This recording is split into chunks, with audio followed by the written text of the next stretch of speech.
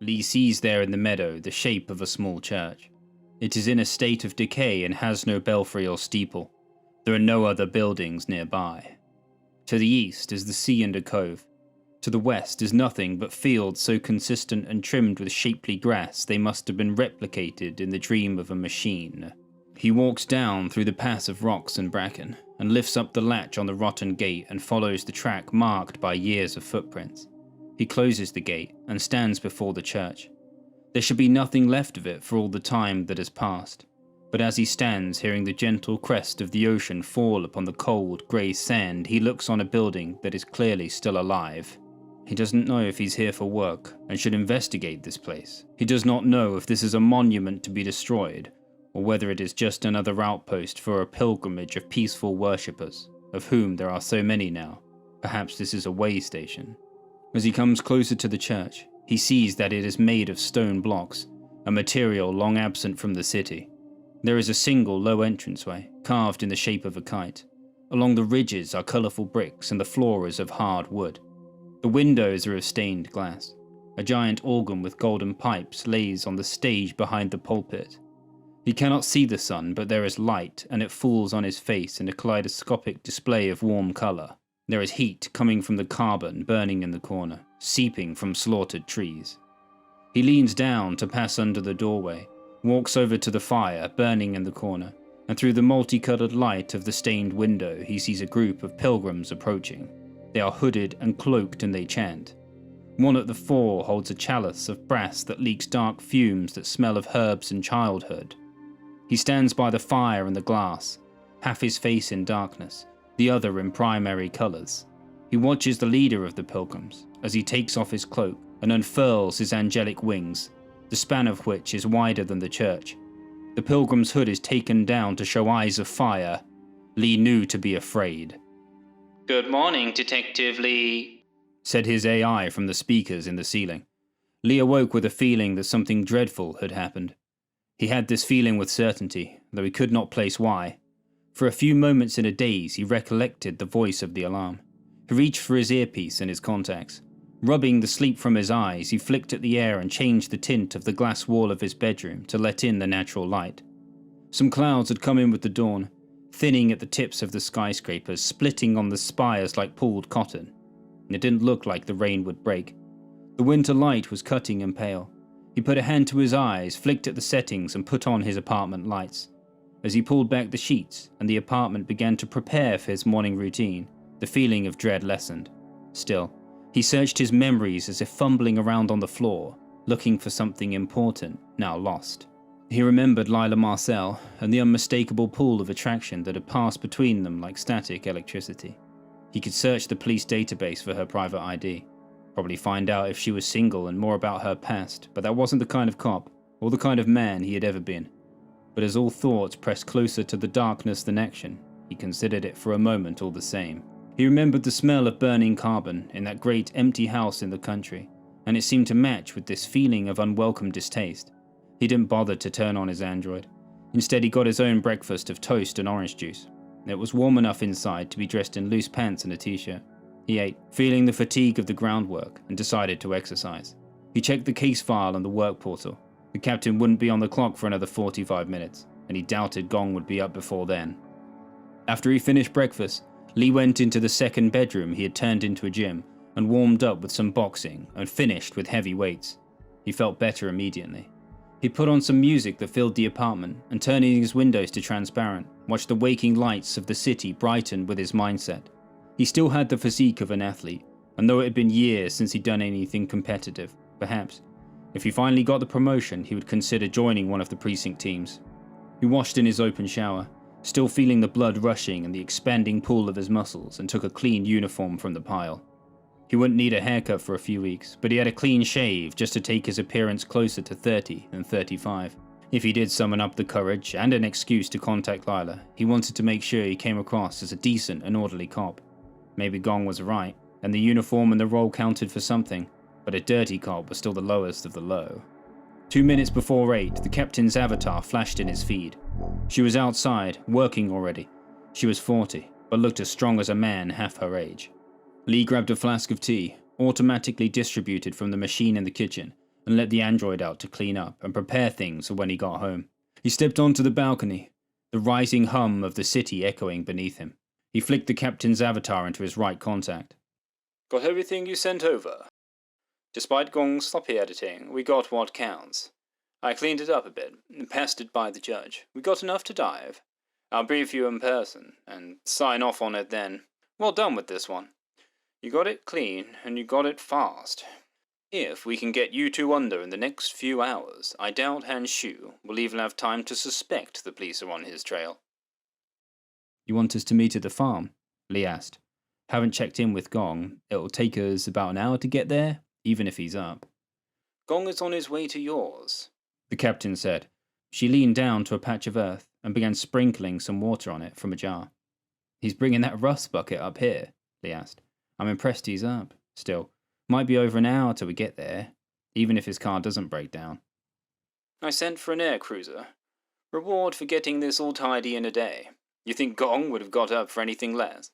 When did he set off? You ready now? Yeah. Good, because I think he's outside. You got a landing pad, right? Not private. Got one on the roof. Get up there and enjoy the views. I'll see you in about 10. Yes, Captain. Her avatar disappeared and his feed returned to default. Lee took a sip of his tea and took the elevator up to the roof. Just as he came onto the landing pad, a group of professionals in silver suits got into an Airbus and vertically lifted away, the glowing engines like blue flares shooting into space. A harsh wind suddenly rose. Lee pulled his collar up just as a police aircruiser, its spinning lights cutting through the sky, dived towards him. Gong could drive. Lee could give him that much. The aircruiser lifted and rocked, then swept down perfectly onto the landing pad beyond the guardrails. Lee stepped over the walkway, just as the door slid upwards. Gong was leaning back casually. His uniform was clean and pressed too, extra armor plating on the shoulders and chest. He looked better rested and clearer than he had in months. Get in, pretty boy, looks like we made it, Gong said. Lee slid onto the soft leather. Is this what making it feels like? He asked. Close as it gets, eh? Gong said and swiped his hand in the air. With a stomach-pressing lurch, they twisted in flight and sprung up towards the sky. The feed on the windscreen synced to the city air lanes and the captain's farm glowed on the map. You believe some bastards use auto-drive on these pitches? Gong said. What a disgrace. He guided them with one hand as they reached altitude. The odd trail of a plasma-like stream from the airships and air cars merging before them in the glowing impression of a digital highway. They came up high over the city. The speed and the air and the pulsing engines made the whole vehicle feel like a weapon programmed to torpedo an enemy target. The city's spires fell below the clouds like ruins pushed up above the surface of a misted lake. Lee felt the adversity of the night and the doubt of strange dreams fading. But as the red taillights of an Airbus crossed between them, and they delved below a clock tower projected with the face of a celebrity, he remembered the eyes of fire and the unfurling wings of Han Shu. He felt a pang of trepidation, and knew it was something to do with time. But as he dug deeper into the sensation, like so many midnight thoughts and beliefs that were never truly uncovered, it disappeared with the dawn light that broke between the clouds and lit up the fragmented metropolis below. They left the city and flew above a spiderweb of sky bridges leading to green and rolling country, then dipped slightly lower into a thicket of cloud. Condensation dripped along the windows. Gong, so skilled with the air cruiser it became a part of him, took them between the air traffic piloted by AI that supplied all the food and water and goods and electricity in the city with not a human mediator in between. Gong gritted his teeth with pleasure and intensity as they nosedived and raced to ground level. He leaned forward intently, and with the care of a composer guiding an orchestra, the screaming engines pummeled their jets downward, and they were on the motorway, sliding. Gong laughed as they overtook several vehicles in a row. With a burning of rubber, he took them down through the fields and empty passes surrounded with the first leaves of winter crops reaching out from under the mud. At the end of the pass lay the vined archway, marking the captain's farm.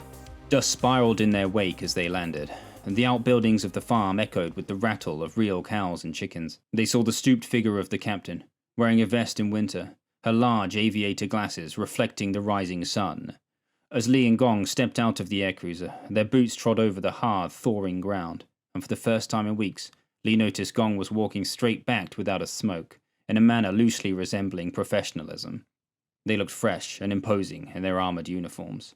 The captain waved them over as she inspected a plant growing slightly taller than her waist. There were 1,000 of them. Lee looked over in the distance and saw unmanned trucks spewing chemicals in the air, turning the earth or ripping up crops. The captain's farm reached down beyond the gully, further than his eyes could follow. Problems with rotation, the captain said, looking over them for a moment, then turning back to the plant. Thought it'd be better this year. Got complacent, I guess. These damn bugs are all over them. No wisecrack, Detective Gong? The captain said, looking up. I catch 'em from you. It's more like it. We got a warrant for the initial dive, she said, turning back to the plant. And funds, provisionally, for 3 more. 1 hour is the most we can squeeze down there. The Electric Glade is one of the most exclusive domains in the city, and Ruby's shoe is like a monkey on my back too. We've got her placated for now.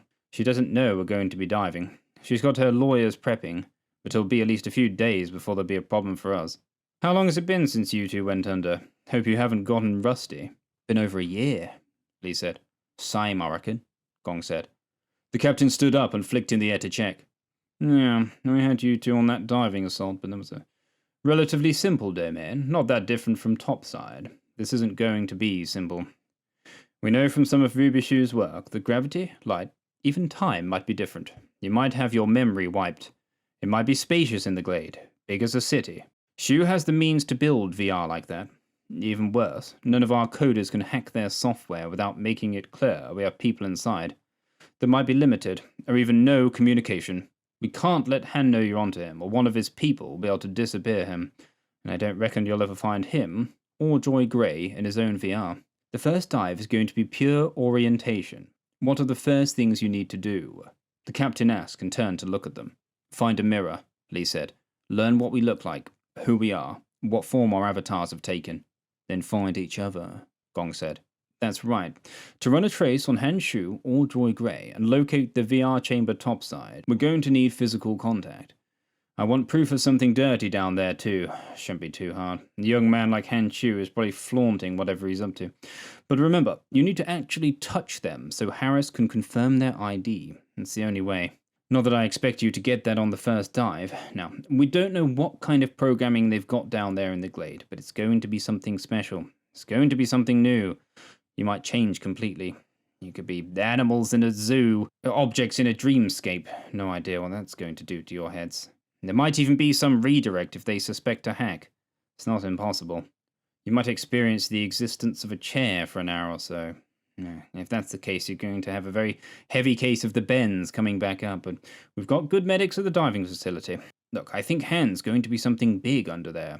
I don't know, maybe a politician, an investor, some revered preacher or something. He's not going to be a nobody. It might be hard to find him. You're going to be blind when you're under. Almost none of these places keep biotech-like contacts going. You won't be able to search or scan IDs, or even scope people from a distance. But you don't need to start sniffing on the first dive. Nothing to get anyone suspicious, just find out who and what you are, then find each other. Get familiar with the Glade, and keep everything fresh in your mind so you can tell Harris when you come back up. He'll get you prepped for when you go down again and we can start to search proper, but if you see something illegal or nasty, as soon as you get down there, the easier it's going to be to get the judge to sign off on more dives. Obviously, you won't be able to record, so you'll have to report everything as soon as you come back up with your head still fried. Are you two sure you're ready for this? Yes, Captain, Lee said. It could turn me into anything down there, Gong asked. Maybe you'll be Han Xu's showerhead, the captain said. The air cruiser will take you over to the pool. Time to dive, detectives.